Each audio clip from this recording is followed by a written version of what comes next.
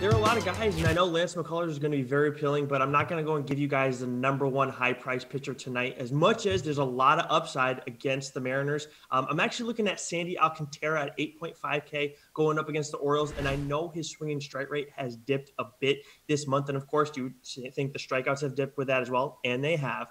But he's going up against an Orioles lineup that has a very high swinging strike rate. I mean, swinging strike rate against right-handed pitchers this season and K rate against right-handed pitchers. They actually have one of the worst plate appearances per strikeout rates against right-handed pitchers this month. They're in the top 10 in that category. So I think that we're going to see a little bump in the right direction for him, where that's kind of where strikeouts have slowed down a little bit of late.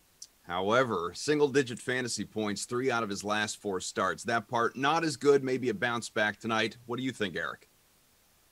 Yeah, my favorite guy in this category is Kenta Maeda at 8,200 against the Tigers, who are actually a better offense than I thought, but they're still 18th by WRC+. Definitely not a unit we have to be at all scared of, even if they're not quite a true bottom-tier team.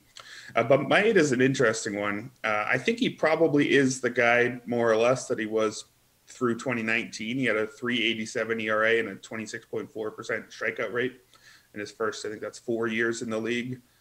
He had more or less the best 11-start stretch of his life last year, a 2.70 ERA. That strikeout rate shot up north of 32%, which got everybody excited.